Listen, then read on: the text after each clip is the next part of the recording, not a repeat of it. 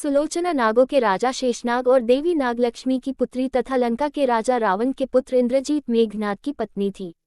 शूर्पणखा का नाक राम भगवान के छोटे भाई लक्ष्मण द्वारा काटा गया।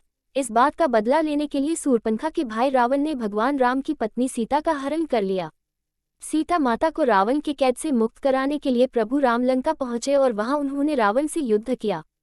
इसी दौरान लक्ष्मण के द्वारा मेघनाद का वध हो गया। मेघनाद वध के बाद मेघनाद का हाथ सुलोचना के समक्ष आकर गिरा। सुलोचना ने सोचा कि पता नहीं यह उसके पति की भुजा है या नहीं, कहीं कोई माया तो नहीं। अतः उसने कहा, अगर तुम मेरे पति की भुजा हो तो लिखकर युद्ध का सारा वृतांत बताओ। हाथ ने लिखा, प्रिय, हाँ ये हाथ मेरा ही है। मेरी परम गति प्रभु राम के अनुज श्री लक्ष्मण के हाथों हो गई है। मेरा सिर प्रभु श्री राम के पास सुरक्षित है।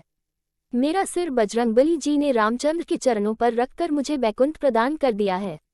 सुलोचना ने तय कर लिया कि समय आ गया है कि मुझे अब सती हो जाना चाहिए। किंतु पति का शव तो रामदल में पड़ा हुआ था, फिर वह कैसे सती होती। जब अपने ससुर रावण से उसने अपना अभिप्राय कहकर अपने पति का शव मंगवाने के लिए कहा, तब रावण ने कहा, बेटी, तुम स्वयं ही रामदल में जाकर अपने पति का शव प्राप्त करो। जिस समाज में बाल ब्रह्मचारी श्री हनुमान, परम जितेंद्रिय श्री लक्ष्मण तथा एक पत्नी व्रती भगवान श्री राम विद्यमान है, उस समाज में तुम्हें जाने से डरना नहीं चाहिए। मुझे विश्वास है कि इन स्तुत्य महापुरुषों के द्वारा तुम निराश नहीं लौटाई जाओगी। जब रावण सुलोचना से ये बातें कह रहा था, उस समय कुछ मंत्री भी उसके पास बैठे सभी बातें सुन रहे थे। उन लोगों ने रावण से कहा, जिन राम की पत्नी को आपने बंदिनी बनाकर अशोक वाटिका में रख छोड़ा है, उन राम के पास आपकी पुत्रवधू का जाना कहाँ तक उचित है। यदि देवी वहां गई तो क्या सुरक्षित वापस लौट सकेगी।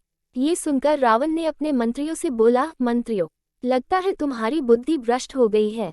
अरे, ये तो रावण का काम है, जो दूसरे की स्त्री को अपने घर में बंदिनी बनाकर रख सकता है, राम का नहीं। रावण की बातें सुनकर सुलोचना श्री राम के पास गई और उनकी प्रार्थना करने लगी।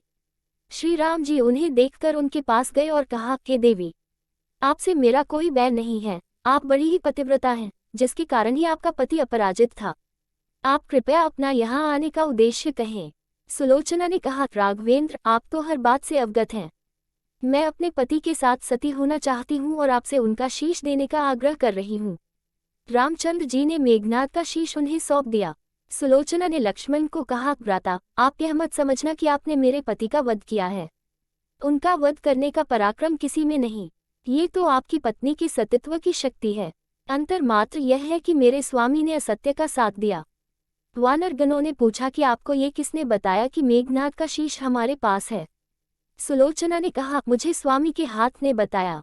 इस बात पर वानर हंसने लगे और कहा कि ऐसे में तो ये कटासर भी बात करेगा।